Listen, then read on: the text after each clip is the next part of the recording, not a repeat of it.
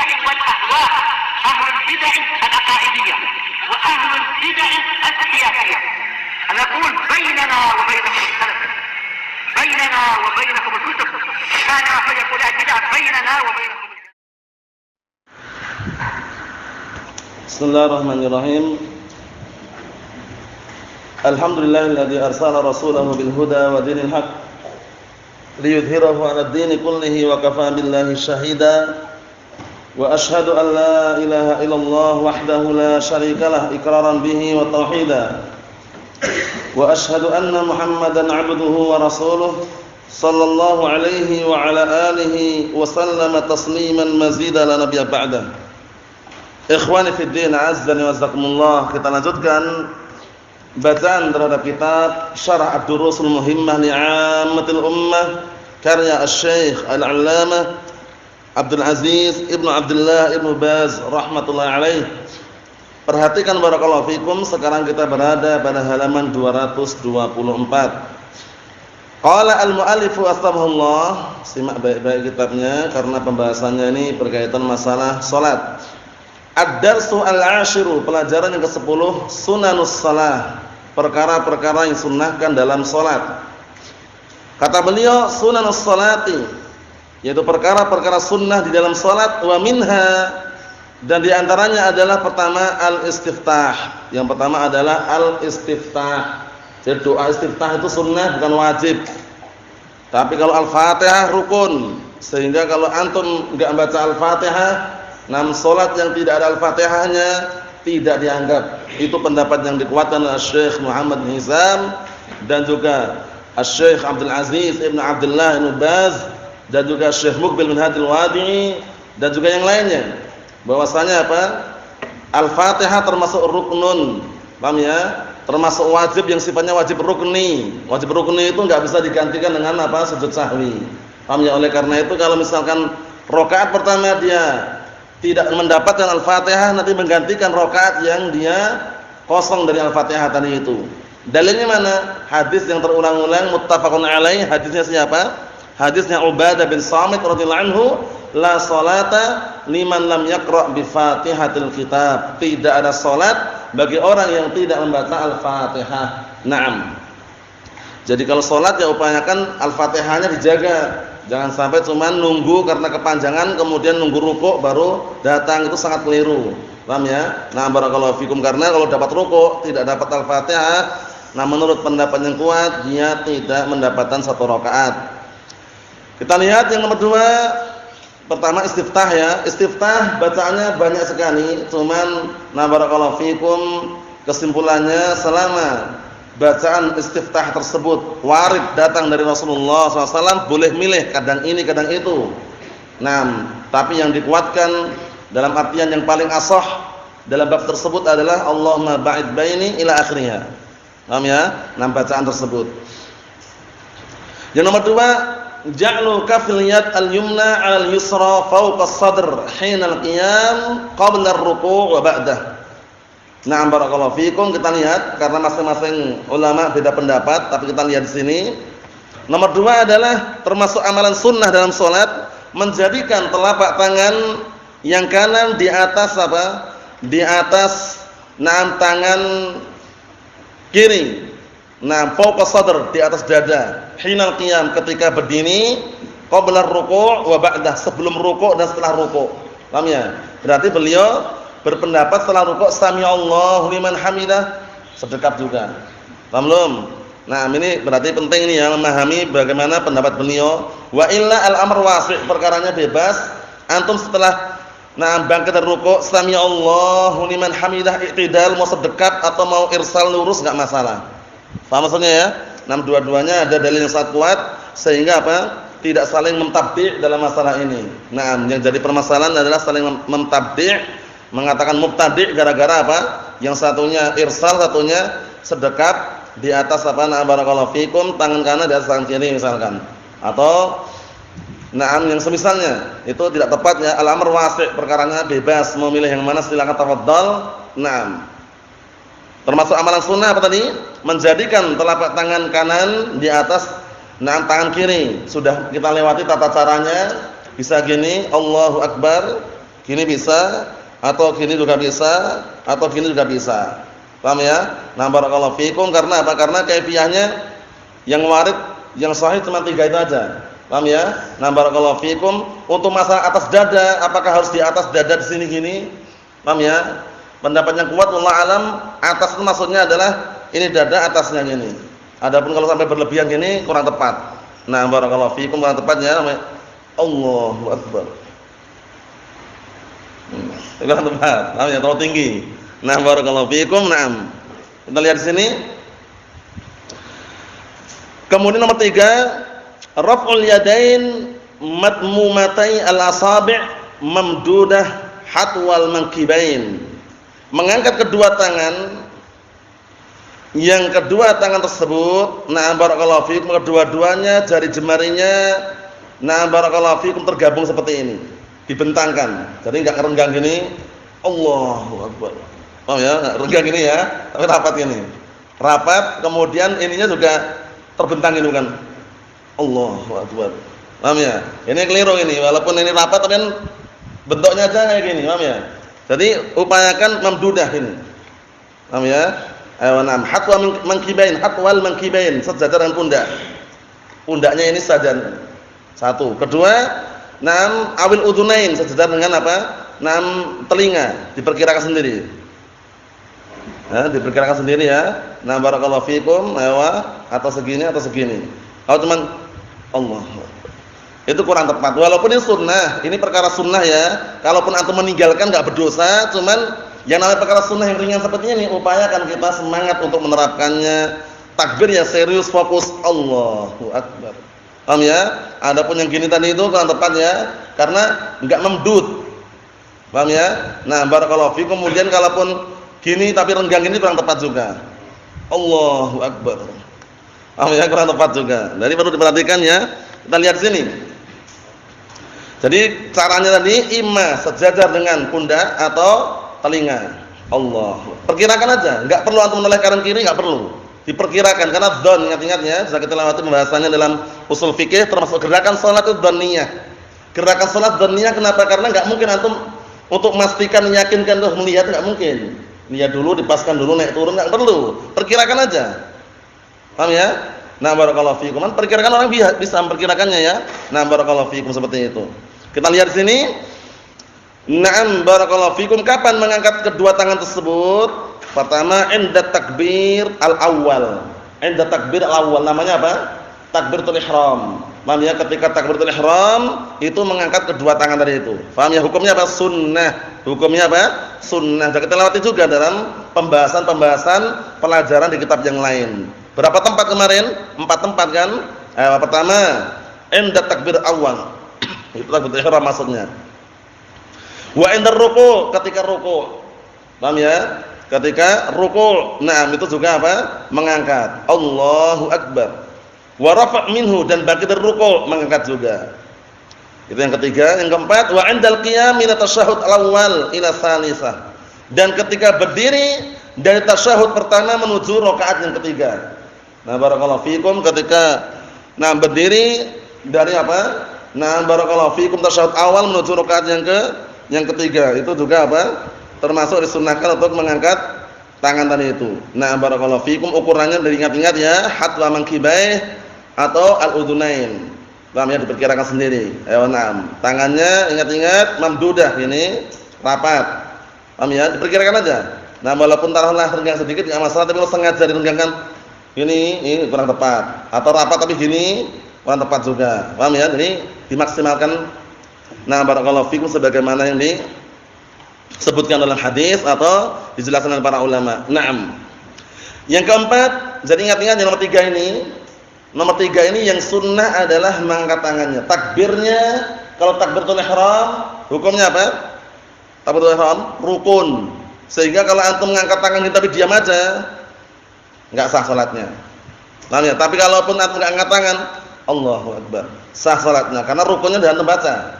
Paham ya? Jadi ingat-ingat, yang sunnah disendirikan, yang wajib sendirikan, yang rukun disendirikan. Kita lihat lagi. Kata beliau, nomor 4, mazada an wahidah fi tasbih ar-ruku' was sujud. Penting. Nah, barakallahu fikum, selebih, nah barakallahu fikum, di atas satu tasbih ketika rukuk dan sujud, maknanya mazada an wahidah, maksudnya selebihnya, satunya wajib, selebihnya itu 2, 3 itu sunnah. Paham ya? Subhana rabbiyal a'la, subhana rabbil azim, itu kan rukuk kan 3 kali misalkan. Paham ya? Atau kalau sujud 3 kali, itu selebihnya, yang satu wajib, selebihnya sunnah. Paham belum? Jadi kalau antum enggak baca sama sekali ya enggak boleh. Paham ya? Subhana rabbil azim. Nah, itu wajibnya. Paham ya? Subhana rabbil azim, subhana rabbil azim, tambahannya itu sunnah. Nah, itu maksudnya ya. Ketika sujud subhana rabbiyal a'la, satunya itu yang wajib, duanya itu, 2 dan ketiga itu termasuk apa? Nah, mustahab. Yang kelima, mazada ala qaul rabbana walakal hamdu. Ketika i'tidal, bacaannya kan macam-macam, ada yang pendek simpel rabbana walakal hamdu, ada tambahan lagi juga ada. Ya enggak? Nah, barakallahu fikum, seperti itu. Nah, tambahan itu kalau mau ditambahkan yang panjang itu enggak masalah, sunnah. Tapi kalau mencukupkan dengan rabbana walakal hamdu cukup. Paham ya? Di dalam hadis kan itu lafadznya. Inna idza rafa'a minar ruku' faqala sami'allahu liman hamidah faqulu rabbana walakal hamd. Apabila imam bangkit dari ruku', kemudian apa barakallahu fikum mengucapkan sami'allahu liman hamidah, maka ucapkanlah oleh kalian rabbana walakal hamdu. Nah, barakallahu fikum, rabbana walakal hamdu menunjukkan bahwasanya apa? Bacaan rabbana walakal hamdu itu bacaan yang simpel tadi itu, kalau ditambahkan yang panjang, mil samawati wal ard atau yang semisalnya itu, tambahan tersebut sunnah. Naam. Kata beliau, ba'dal qiyam min ruku', ketika bangkit dari ruku' i'tidal maksudnya. Wa ma zada an wahidatin fid du'a bil maghfirah bainas sajdatain. Dan juga apa? Nah, barakallahu fikum, bacaan yang kedua dan yang ketiga selebihnya bacaan yang pertama ketika apa? Maghfirah, yaitu ketika minta ampunan di antara 2 sujud. Paham ya? Rabbighfirli, rabbighfirli, rabbighfirli. Satunya wajib, 2, 3 sunnah. Faham maksudnya? Kan gitu kan? Rabbighfirli, rabbighfirli, rabbighfirli.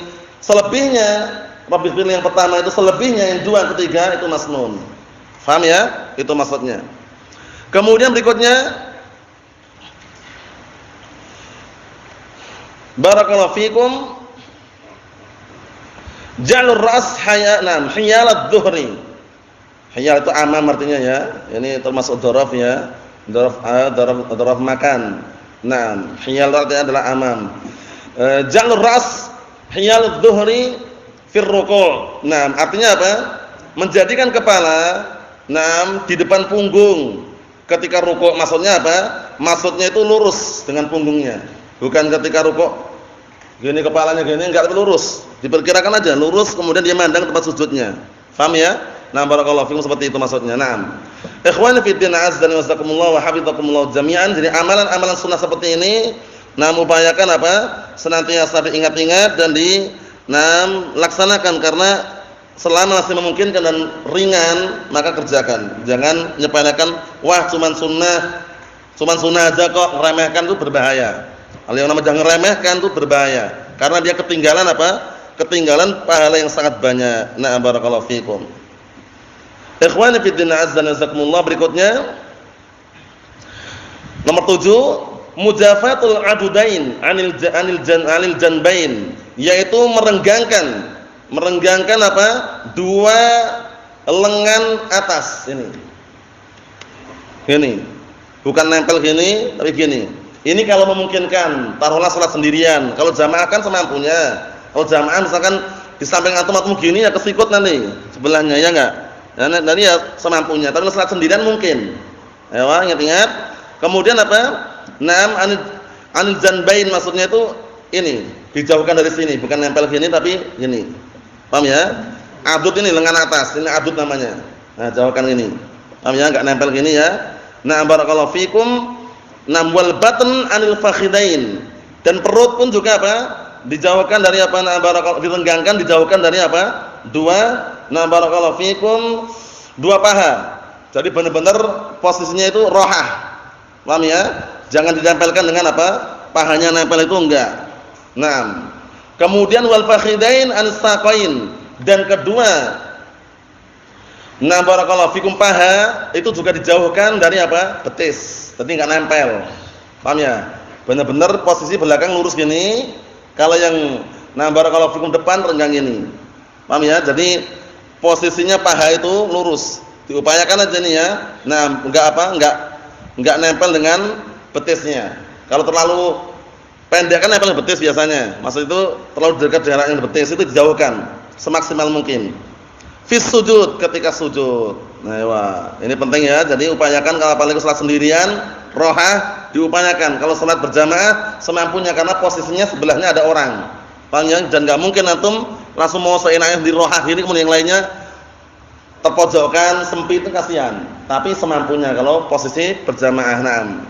Kemudian berikutnya raf'ud dhira'ain 'anil ard hina sujud. Banyak yang masih apa? Masih orang-orang yang tasyabbuh dengan anjing. Paham ya? Ngeri kan? Kenapa? Karena sholat itu dianggap santai gitu loh. Padahal sholat itu perkara yang besar yang kita nggak boleh santai-santai. Karena sholat menghadap siapa?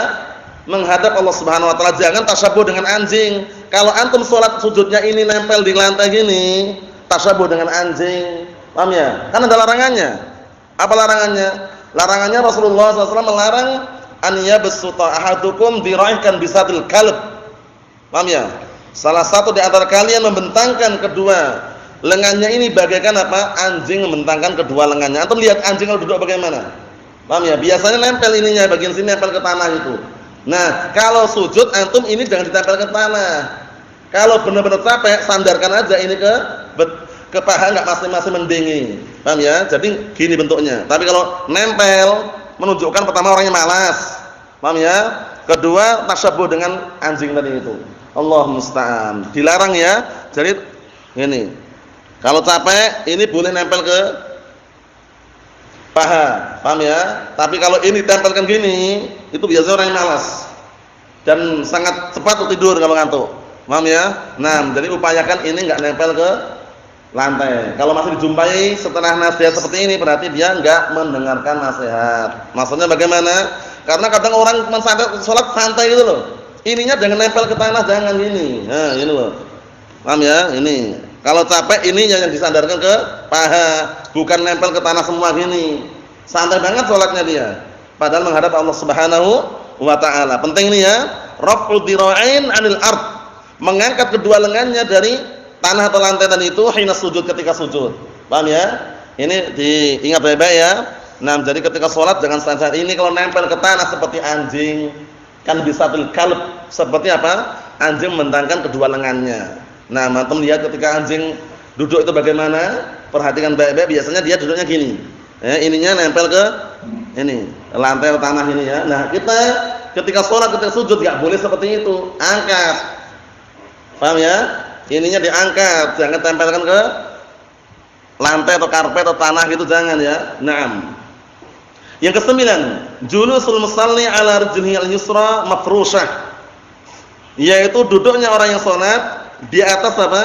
Kaki kirinya mafrushah. Mafrushah itu maksudnya adalah apa? Barakallahu fikum, dalam keadaan kaki kanannya itu ujung jarinya ditancapkan. Paham ya? Wa nasbil yumna fi tasyahhud awal wa baina sajdatain. Namanya duduk iftirash. Iftirash mafhum insyaallah ya. Iftirash itu yang duduknya itu antum menduduki kaki kiri. Paham ya? Posisinya kaki kirinya enggak dimasukkan di bawah kaki kanan.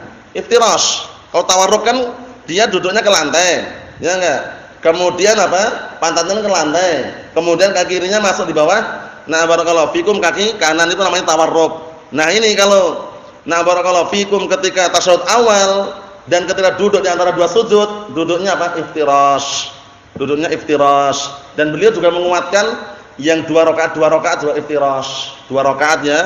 Salat subuh, paham ya? Salat malam misalkan yang 2 rakaat lah. Itu apa? Iftirash, duduknya bukan tawarruk ya. Kita lihat.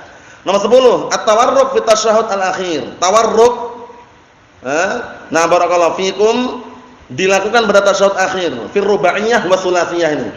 Ketika terdiri dari 4 rakaat dan 3 rakaat, tapi tasyahud yang akhir. Tawarruk itu yang apa? Yang antum duduk ke lantai. Paham ya? Nah, barakallahu fikum.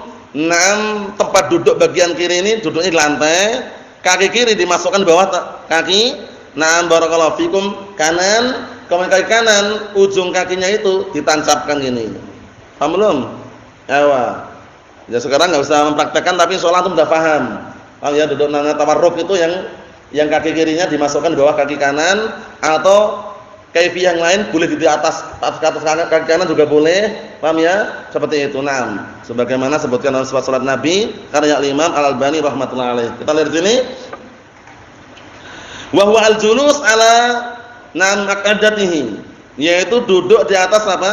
Di atas barakallahu fikum tempat duduknya, maksudnya itu bagian pantat ini ya, didudukkan.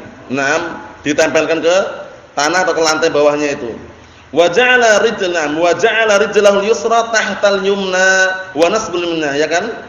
Dan menjadikan kaki kirinya itu di bawah kaki kanannya dan menancapkan kaki yang kanan. Yang ditancapkan yang mana tancapkan? Ujung-ujung kakinya itu loh. Jari jemarinya tancapkan gini. Paham ya? Barakallahu fiikum, seperti itu. Berikutnya al-isyarah yang ke-11, al-isyarah bis-sababah fi tasyahhud al-awwal wa tsani min hin yajlis ila nihayat tasyahhud. Mengisyaratkan dengan jari telunjuknya pada tasyahud pertama dan kedua, dimulai sejak dia duduk sampai selesai tasyahud. Jadi enggak ada lafaz apa asyhadu alla ilaha illallah, itu enggak ada. Awal kali dia duduk untuk tasyahud langsung dia mengisyaratkan tangannya. Kalau orang-orang awam itu biasanya, ya Allah alam, kalau antum enggak pernah neliti, lihat aja. Mereka biasanya enggak langsung mengisyaratkan, nunggu dulu syahadah, asyhadu alla ilaha illallah, baru dinaikkan gini. Nah, biasanya seperti itu, apalagi orang sufi atau semisalnya. Allah musta'an. Kita lihat di sini. Kata beliau barakallahu fikum hafizakumullah, wa tahrikuha 'inda du'a. Ini lemah kalau pendapat yang ini ya, menggerak-gerakkan ketika doa. Paham ya? Itu lemah hadisnya. Kalau yang dimaksud adalah menggerakkan jari telunjuk untuk mengusir setan atau yang semisalnya, itu jelas sekali ya.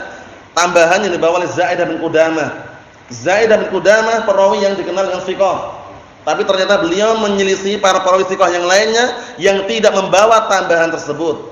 Kita enggak mengingkari ziyadah thiqah maqbulah, tambahan perawi thiqah itu diterima, kita enggak mengingkari. Tapi kalau tidak menyelisih para perawi thiqah yang lainnya. Tapi kalau perawi yang thiqah tersebut manakala menyelisih perawi thiqah yang lainnya yang tidak membawa tambahan, maka dikenal dengan ziyadah syadzah, tambahan yang ganjil. Faham? Zaidah bin Qudamah rahimahullah. Mahum insyaallah. Jadi kesimpulannya bagaimana? Dijelaskan Syekh Muqbil bin Hadi al-Wadi'i, Syekh Muhammad bin Hizam dan juga yang lainnya, yang rajih tidak perlu menggerakkan, lurusin aja. Enggak perlu. Santai aja, lurus saja. Paham ya? Barakallahu fikum, itu kan permasalahan ijtihadiyah katanya. Kita katakan tafadhal, kalau dia punya hujjah, punya dalil mengenai hal tersebut enggak masalah. Tapi kita mengambil yang rajih. Dalam masalah ijtihadiyah kita mengambil yang rajih, pendapat yang kuat yang diiringi dengan dalil dan juga penjelasan para ulama. Kalau Syekh Al-Albani menguatkan apa? Digerakkan karena apa? Pendapat beliau ziyadah thiqah maqbulah. Tambahan perawi yang thiqah itu diterima. Itu kita enggak ngingkari. Semuanya sepakat. Tapi kalau enggak menyelisih para perawi yang thiqah yang lainnya. Kalau ternyata perawi yang thiqah ini membawa tambahan, menyelisih para perawi thiqah yang lainnya yang tidak membawa tambahan, sudah kita lewati pembahasannya dalam kitab mustalah apa? Ziyadah syadzah, ganjil tambahannya. Barakallahu fikum. Ikhwani fi din azza wa jalla, kita lihat lagi yang nomor 12, as-salatu wa tabrik ala Muhammad. Ini ketika apa? Tasyahud. Ya kan? Allahumma shalli ala Muhammad wa ala ali Muhammad kama barakta ala Ibrahim wa ala ali Ibrahim innaka Hamidum Majid ila akhirih.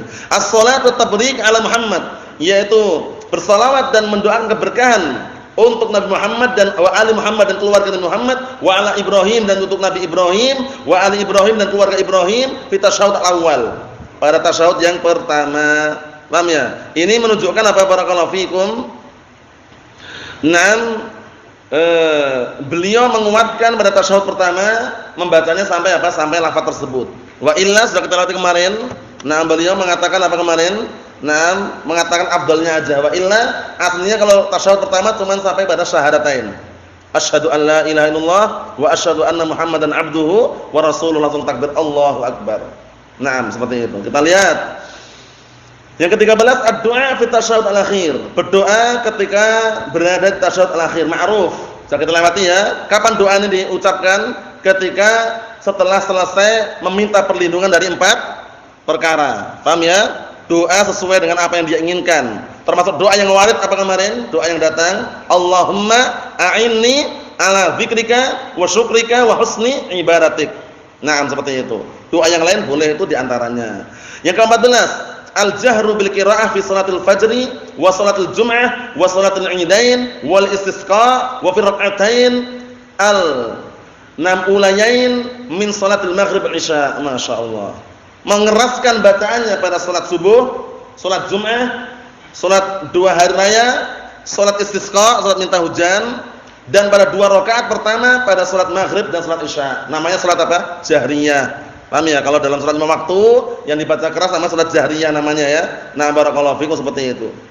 Kemudian nomor 15, al-israr bil qiraah fi dhuhr wal 'asr. Memelankan bacaannya ketika salat zuhur, wal 'asr dan asar. Nah, barakallahu fikum, wa fi tsalisah minal maghrib, dan rakaat ketiga pada salat maghrib. Paham ya? Nah, wal akhiratain minal isya, dan 2 rakaat yang terakhir ketika salat isya itu dipelankan bacaannya. Namanya apa namanya? Kalau dibaca pelan sejak awal namanya sirriyah namanya. Paham ya? Nah, barakallahu fikum, zuhur sirriyah, asar sirriyah. Ya enggak? Nah, barakallahu fikum, seperti itu. Kalau dibaca keras namanya jahriyah. Berikutnya kata beliau, qiraah mazada 'anil Fatihah, bacaan selebihnya daripada surat Al-Fatihah, minal Qur'an, bacaan dari Al-Qur'an, surat pendek, itu sunnah hukumnya. Ma'a mura'ati baqiyati ma warada fis sunan fis shalah siwa ma dzakarna wa min na'am.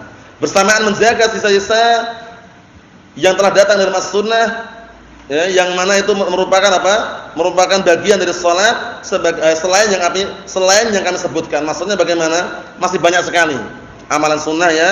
Nah, barakallahu fikum, yang nomor 16 ini adalah apa? Bacaan setelah Al-Fatihah.